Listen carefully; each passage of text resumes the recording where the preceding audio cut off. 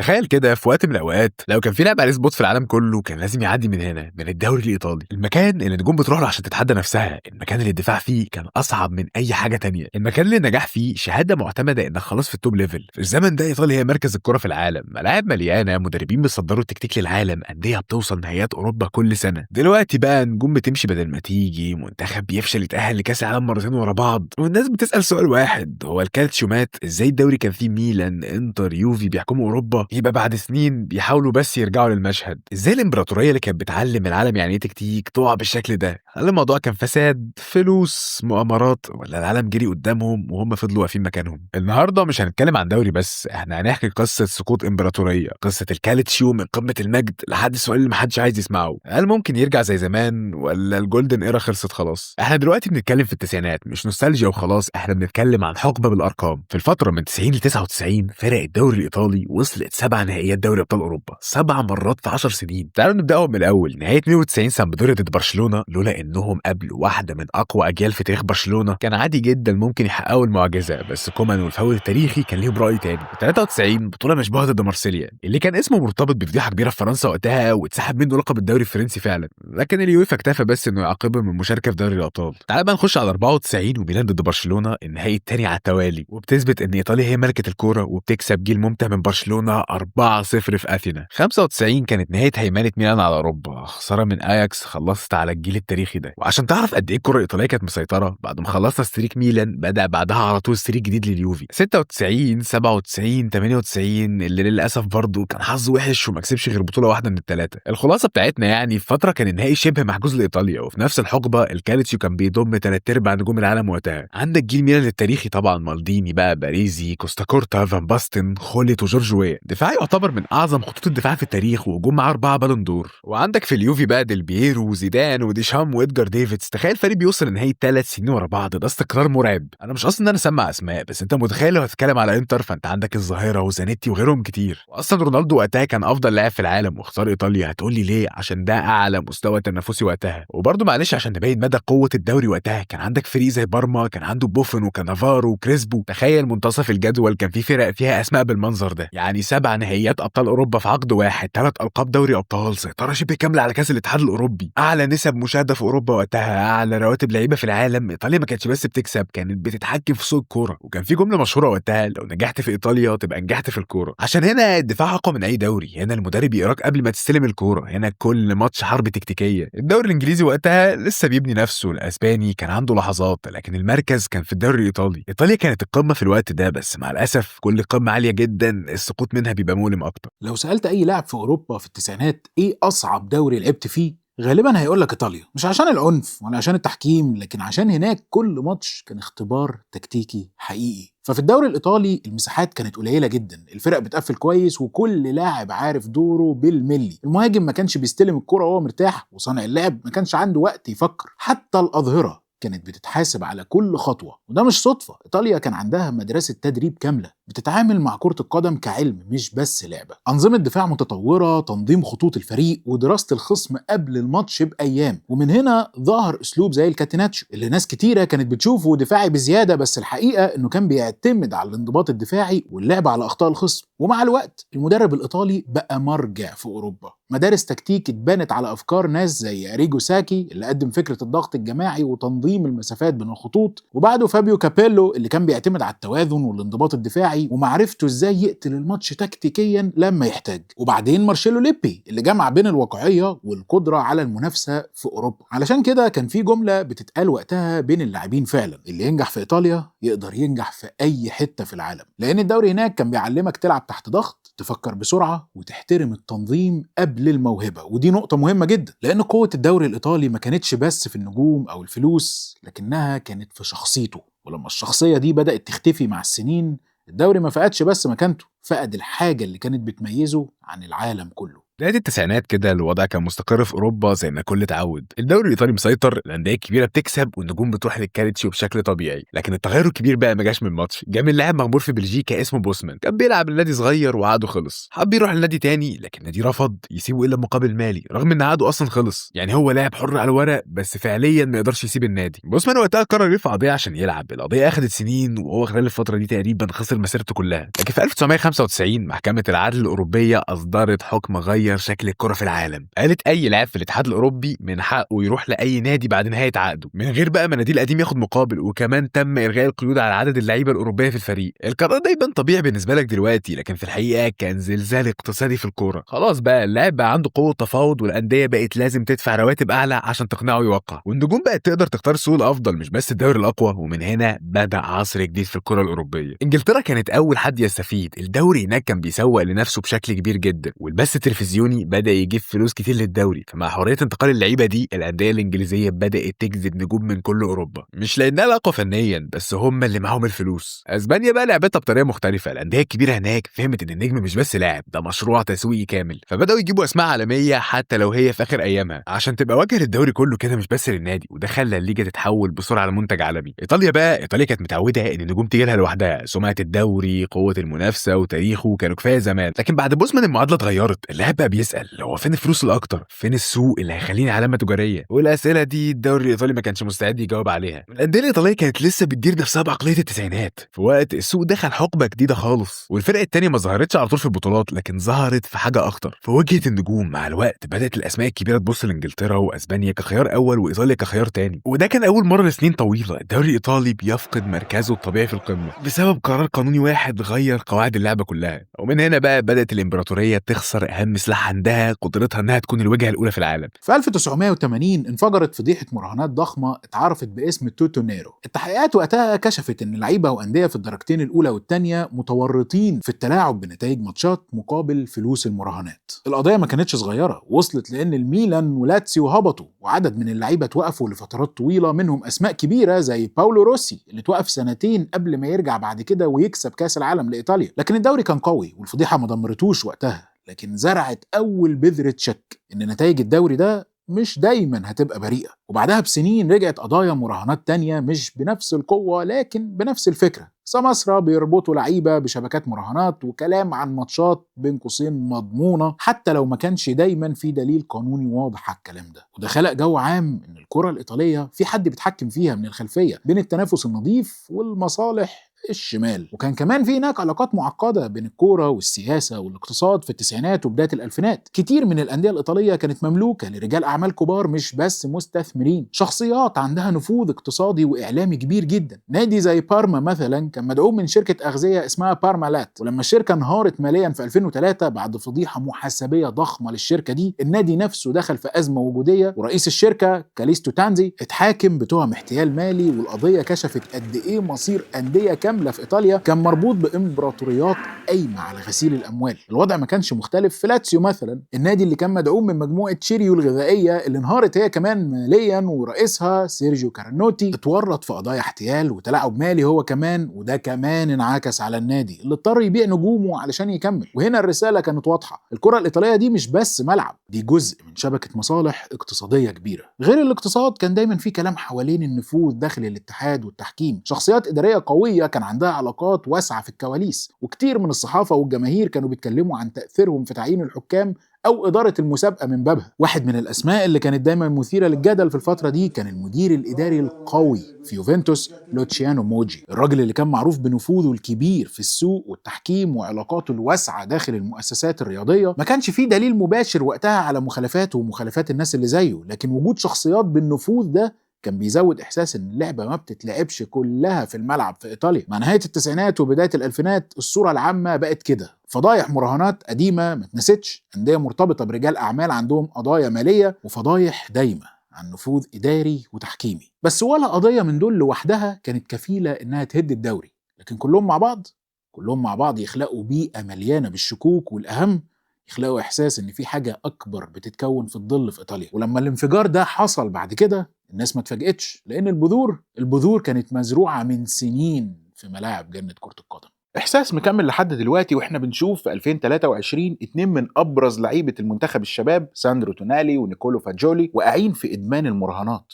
وبيتوقفوا بسببها، والبوليس بيقتحم معسكر المنتخب عشان يحقق مع لعيبته. ولا حتى الموسم اللي فات 2025 واحنا بنشوف اهم مدرب في ايطاليا طول الموسم سيموني انزاجي بيتاخد يتحقق معاه ويشهد في قضيه تورط التراس انتر ميلان مع مافيا اندرانجاتا الاشهر في العالم. كل ده وهو على بعد ايام من قياده الانتر لنهائي دوري ابطال اوروبا، الماتش اللي خسره الانتر في المدرجات قبل ما ينزل الملعب لما الالتراس ما عملوش تيفو اصلا اعتراضا على القضيه دي، واتنشر الغسيل بتاع ايطاليا في اهم لقطه في الموسم بره وجوه الملعب باسوا طريقه ممكنه. في مايو 2006 وقبل كاس العالم باسابيع قليله، ايطاليا كلها اتفاجئت بتسريبات مكالمات تليفونيه اتنشرت في الصحافه. المكالمات كانت جزء من تحقيق جنائي كبير قوي عن شبكه فساد في عالم الاعمال والرياضه، لكن اللي لفت الانتباه ما كانش راجل سياسي، كان اسم مهم في الكره الايطاليه. التسجيلات كشفت اتصالات بمسؤولين في انديه كبيره ومسؤولين في لجنه الحكام في الاتحاد الايطالي. Hello, Gigi, where are you? We left.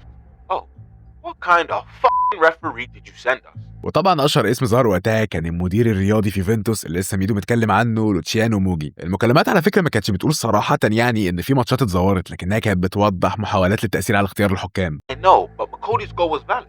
No, it wasn't. It was valid. It was valid. No, it was right in front of the ref. وغير كده مناقشه اسماء حكام مناسبين لماتشات معينه وضغط غير مباشر على المنظومه التحكيميه. التحقيقات اتوسعت بسرعه وانديه تانية ظهرت في القضيه زي ميلان وفيورنتينا ولاتسيو وريجينا، لكن النادي اللي كان متصدر الصوره كان اليوفي. المحاكمه الرياضيه بدات بسرعه غير معتاده لان الاتحاد كان عايز يقفل الملف قبل بدايه الموسم الجديد. وفي يوليو 2006 صدرت الاحكام، يوفنتوس هبط للدرجه الثانيه لاول مره في تاريخه. ده غير كمان انه اتسحب منه لقبين دوري بتوع 2005 و2006، وكمان مع خصم نقط كتير بدا ب 30 نقطه بس اتخفض بعدها بشويه. يعني كل اللي احنا قلناه ده خلى بدايه مشواره في الدرجه الثانيه شبه مستحيله. ده غير عقوبات طبعا طارت انديه تانية، يعني ميلان اتخصم منه نقط وبعد مؤقت من اوروبا، وفيورنتينا ولاتسيو اتخصم منهم نقط كتير، ورجعنا فوقيهم اتغرموا كمان، وعدد مش قليل من الاداريين اتمنعوا من العمل في الكوره، وابرزهم موجي طبعا اللي صدر ضده ايقاف طويل انتهى فعليا بنهايه مسيرته في الاداره. على الورق العقوبات ما كانتش مجرد رياضيه وقانونيه، دي كانت فضيحه مش قليله. العالم كله طبعا كان بيتفرج، يعني دوري كان لسه قبل 10 سنين بيتحكم في سوق اللعيبه بقى فجاه مرتبط بفضيحه فساد مؤسسي. اصل القصه ما كانتش ماتش متلعب فيه، القصه كانت نظام كامل قايم على الفساد. الجمهور الدولي بقى بدا يبص للدوري الايطالي باعتباره بطوله مش مصدر ثقه نهائي. الرعاه طبعا بداوا يسحبوا رجلهم واحده واحده، اللعيبه الكبار بقوا يفكروا مرتين قبل ما يجوا، والانديه نفسها دخلت في حاله ارتباك اداري ومالي. النجوم بقى جوه يوفنتوس كان قدامهم قرار صعب، يقعدوا في الدرجه الثانيه ولا يمشوا. في منهم طبعا مشي، لكن اسماء الرجال الصراحه زي ديل بييرو وبوفون ونيدفيد اختاروا يقعدوا يحاولوا يرجعوا النادي ده تاني. القصه دي كانت ملهمه جماهيريا وفيها توابل وكل الحاجات اللي احنا بنحبها دي، لكنها ما غيرتش الحقيقه الاكبر. هيبه الدوري الايطالي اتكسرت قدام العالم، والمشكله كمان ان الكالتشيوبولي ما حصلتش في وقت قوه، حصلت في وقت الدوري اصلا بيخسر ارض. كانت خلاص بقى انجلترا فعلا اتوسعت ماليا، اسبانيا بنت اللي عاوزاه انها تعمل مشروع نجم عالمي، والمانيا بتعيد تنظيم نفسها اقتصاديا. فالفضيحه ما كانتش مجرد ازمه، كانت ضربه الدوري اصلا بيصارع المرض. ومن هنا بدات مرحله جديده في تاريخ الكالتشيو، مرحله ما بعد الانهيار. الدوري ما وقعش في يوم واحد، لكن من 2006 ما بقاش نفس الدوري ده تاني. بعد 2006 بقى الدوري الايطالي ما انهارش فجاه، لكن بدا يخسر حاجات صغيره كل سنه، مش بطولات بس، خسر مكانه كمان. وفي نفس الوقت الدوريات التانية كانت بتتحرك بخطه واضحه. الدوري الانجليزي دخل على المرحله اللي بعدها وفهم ان الكوره مش ماتشات بس، هي منتج اعلامي. الكاميرات بقت احسن، التوقيت متظبط للجمهور العالمي، والتسويق بقى بيتباع كعرض ترفيهي. المشاهد حوالين العالم بقى اسهل عليه يتابع انجلترا من ما يتابع الكالتشيو. وفي اسبانيا التطور جه ان الدوري بنى قصته حوالين صراع واضح، حتى اللي مش مهتم بالكوره كان عارف ان في مواجهه كبيره دايما بتبقى موجوده. يعني مثلا المنافسه بين ميسي ورونالدو خلت الدوري 15 سنه متربع على عرش الكوره، مواجهه بتشد الجمهور كل موسم. القصه هناك كانت سهله تتباع اعلاميا، نجوم كبار، ماتشات اكبر، والصوره واضحه للدوري. فلو هنتكلم عن المانيا بقى، فالمانيا اختارت طريق مختلف تماما. الدوري الالماني ركز على الاستقرار الاقتصادي، رواتب محسوبه، ديون قليله، ونموذج ملكيه يخلي الانديه عايشه على دخلها الحقيقي. صحيح ما كانش دوري نجوم الاضخم، لكن كان دوري عارف هو عايز ايه. طب وايطاليا بقى، ايطاليا كانت بتحاول تصلح سمعتها بعد الفضايح دي، لكن ما كانتش عندها مشروع واضح للمستقبل. البيروقراطيه كانت معقده، القرارات بتتاخر، والانديه كتير منها بتدار بعقليه قديمه جدا. لكن اكبر مشكله ما كانتش في الاداره بس، كانت في الملاعب. الملاعب في ايطاليا كانت شبه ثابته من التسعينات، معظمها مملوك للدوله مش للانديه اصلا، وده معناه ان النادي ما يقدرش يطور الملعب بسهوله، ولا حتى يستثمر فيه زي ما يحب، ولا يستفيد من كل ايراداته. في انجلترا مثلا الملعب بقى مشروع اقتصادي، مطاعم، براندات فاتحه جوه الملعب، جولات سياحيه وحفلات ومناسبات طول السنه. في ايطاليا اصلا 90% او 99% من الملاعب كانت بتفتح يوم الماتش بس وتقفل. يعني طبعا دخل اقل، تجربه جمهور اضعف، ومستثمرين مش متحمسين اصلا انهم يدفعوا فلوس على الملاعب في ايطاليا. والنتيجه طبعا الانديه الايطاليه ما قدرتش تواكب الزياده الضخمه في ميزانيات المنافسين. بس اول نادي كسر القاعده كان اليوفي لما بنى ملعبه اليانز ستاديوم في 2011. الملعب الجديد بقى ما كانش مجرد استاد، كان نقطه تحول اقتصاديه للنادي. الدخل زاد، التجربه الجماهيريه اتحسنت، والنادي قدر يتحكم في موارده. وطبعا شفنا ازاي ده خلى اليوفي النادي اللي سيطر على ايطاليا 9 سنين متتاليه. بس المشكله بقى انها فضلت استثناء مش قاعده. معظم انديه الدوري لسه لحد دلوقتي بتلعب في ملاعب قديمه وما بتخدمش نموها الاقتصادي اطلاقا. ونرجع لسؤال الاهم، هو الدوري الايطالي كان ممكن يرجع؟ في التسعينات قوة الدوري الإيطالي ما كانتش بس في الكبار، القوة الحقيقية كانت في إن أي ماتش ممكن يبقى صعب، مش بس لأن ميلان أو يوفنتوس أندية كبيرة، لكن لأن نص الجدول كان مليان فرق تقدر تكسب أي حد. نادي زي بارما ما كانش نادي جماهيري ضخم، لكن كان عنده مشروع قوي واستقرار مالي، كسب بطولات أوروبية، لعب فيه نجوم كبار، وكان خصم مرعب لأي فريق. سامدوريا برضو مثال مهم، بطل دوري، وصل نهائي دوري أبطال أوروبا، وكان عنده جيل قادر ينافس على القمة لسنين. فيورنتينا نادي عنده جمهور وتاريخ، وكان بيضم نجوم عالمية ومشروع رياضي مستقر لفترات طويلة. وجود النوع ده من الأندية كان بيخلي الدوري الإيطالي مختلف. الدوري مش مضمون ومفيش ماتش سهل، والموسم كله مش مستقر. لكن مع أواخر التسعينات بدأت المشاكل الاقتصادية تضرب الفرق دي واحدة واحدة. بارما اتأثر بانهيار الشركة المالكة، فيورنتينا أعلنت إفلاسها في بداية الألفينات، سامدوريا دخلت في فترات تراجع طويلة. المشكلة ما كانتش إن في فريق كبير واقع، المشكلة إن الطبقة اللي تحت الكبار دي اختفت، طبقة الأندية اللي ممكن تكسب أي حد في أي يوم. الطبقة دي لما بيفقدها أي دوري بيفقد توازنه. الماتشات بقت متوقعة أكتر، النجوم بقت تفضل تروح لدوريات فيها منافسة أوسع، والجاذبية العامة للدوري قلت. ومن هنا بدأنا نشوف ظاهرة تانية مرتبطة بالموضوع، هروب النجوم، مش فجأة لكن تدريجيا. اللاعب اللي زمان كان ممكن يروح لفيورنتينا أو بارما عشان يلعب في دوري قوي، بقى دلوقتي قدامه اختيارات أغنى وأكتر استقرارا في أوروبا. فالنجوم بدأت تروح إنجلترا أو تبقى في أسبانيا وإيطاليا. إيطاليا بقت في كتير من الحالات محطة تانية مش أولى. النقطة دي مهمة جدا لأنها بتوضح إن تراجع الدوري ما كانش بس بسبب فضيحة واحدة ولا قرار واحد، كان بسبب إن الهيكل كله ابتدى يضعف من النص. الدوري لما يخسر العمق بتاعه قمته بتضعف. ومن هنا نبدأ نوصل لمرحلة مختلفة، مرحلة مش بس فيها دوري ضعيف، لكن دوري بقى متوقع. بعد ما الدوري الايطالي خرج من صدمه الفضايح ودخل مرحله اعاده ترتيب نفسه، ظهر عامل جديد غير شكل المنافسه تماما. سيطره فريق واحد من 2012 لحد 2020. يوفنتوس كسب الدوري 9 مرات ورا بعض، رقم تاريخي في ايطاليا ومن اطول سلاسل الهيمنه في اوروبا الحديثه. على الورق انت تقدر تقول ان النجاح ده طبيعي، النادي منظم ماليا ورياضيا، لكن تاثيره على الدوري ككل كان معقد. في مواسم كتير الصراع على اللقب اصلا كان محسوم بدري، المنافسه بقت على المركز الثاني مش على البطوله، وده انعكس جدا على سلطه الدوري بره ايطاليا. يعني المشاهد المحايد مش شايف سباق مفتوح، شايف بطوله شبه مضمونه، وده بيقلل الحماس العام، وكمان بيأثر على نسب المشاهده وجاذبيه السوق في نفس الوقت. ولو اتكلمنا بقى عن المنتخب الايطالي، فهو دخل مرحله غريبه جدا. منتخب تاريخه مليان بطولات عالميه بدا يتعثر في اهم بطوله عنده، مونديال 2010 في جنوب افريقيا. ايطاليا خرجت من دور المجموعات وهي كانت اصلا حامل اللقب من 2006. كانت صدمه اولى والناس قالت مش هتتكرر تاني والكلام ده. في 2014 في البرازيل نفس السيناريو تقريبا، وخروج بدري واداء باهت. وتقدروا بقى دلوقتي تتفرجوا على سلسله كاس عام 2014، هسيب لكم الفيديو في الاي اللي فوق على اليمين دي. المهم يعني نرجع لموضوعنا تاني، ان كل الناس كانت فاكره ان الكل جواد كبوه وايطاليا ترجع تاني. بس بعدها ب4 سنين في تصفيات كاس عام 2018 ايطاليا خسرت الملحق وفشلت تتاهل للمونديال لاول مره من 58. مش مجرد خروج، ده غياب كامل عن البطوله. والمشكله الاكبر ان السيناريو اتكرر تاني قبل كاس العالم 2022، وحتى دلوقتي هم بيواجهوا خطر غياب عن كاس عالم 26 وهيلعبوا الملحق في اخر الشهر ده. يعني لما تبص هتلاقي ان منتخب ايطاليا غاب عن كاس العالم مرتين متتاليتين، وممكن دي تبقى الثالثه، وده كان شيء صعب جدا يتخيله اي حد متابع تاريخ المنتخب ده. وسط الاحباط ده كله بقى جت لحظه مختلفه، بطوله اليورو 2020 اللي اتلعبت في 2021 بسبب الكورونا. المنتخب دخل البطوله مش كمرشح اول، لكن كفريق منظم وعنده روح واضحه، وقدر يكسب النهائي ويكسب انجلترا في ويمبلي بضربات الجزاء. اليورو ما كانتش مجرد بطوله، كان اثبات ان ايطاليا لسه عندها القدره ترجع تنافس. لكن في نفس الوقت ما كانش كفايه نقول ان كل حاجه اتصلحت، لان بعد اللقب على طول راجع نفس السؤال القديم: ليه منتخب يقدر يكسب اوروبا يفشل انه يوصل لكاس العالم؟ الحقيقه ان الفتره دي بتكشف حاجه مهمه جدا في قصه الكالتشيو، ان مشاكل الدوري مش بس في الاقتصاد او الملاعب، لكن كمان في انتاج المواهب. وبالتالي تعثر المنتخب كان انعكاس نفس المشكله بس على مستوى اوسع. لكن رغم كل ده اخر كام سنه بدات تظهر مؤشرات مختلفه، فرق ايطاليه رجعت تنافس اوروبيا، يعني المنتخب بدا يدخل دم جديد، والدوري كمان لو نلاحظ انه بقى مفتوح اكتر من الاول.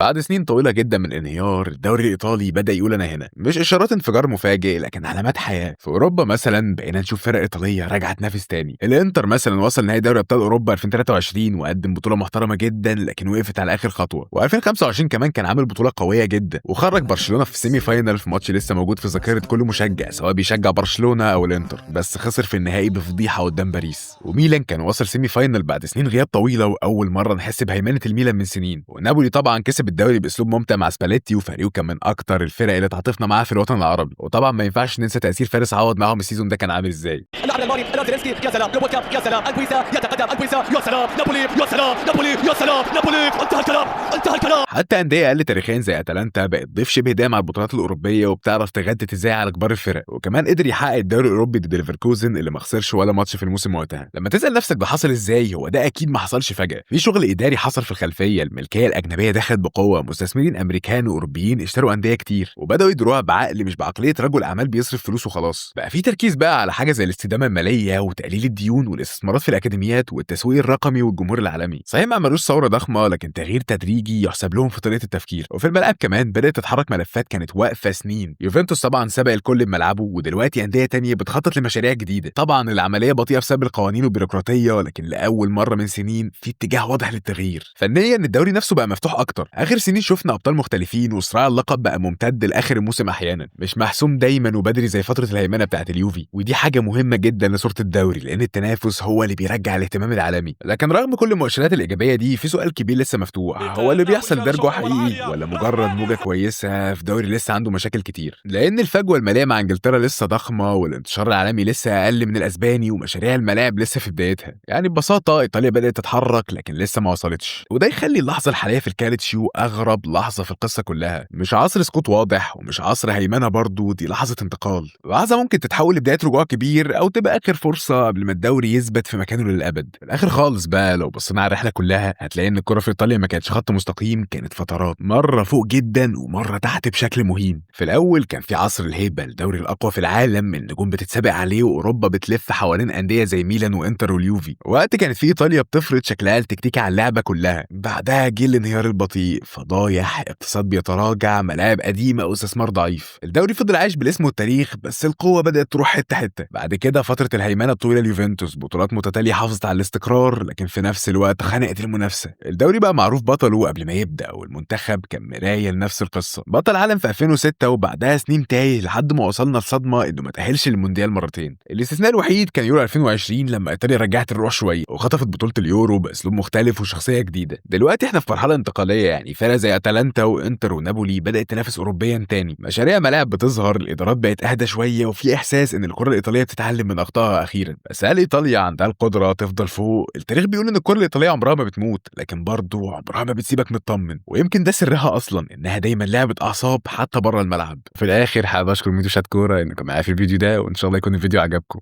وبس كده، متنساش تعمل لايك وسبسكرايب والحاجات الحلوة دي، ويلا سلام.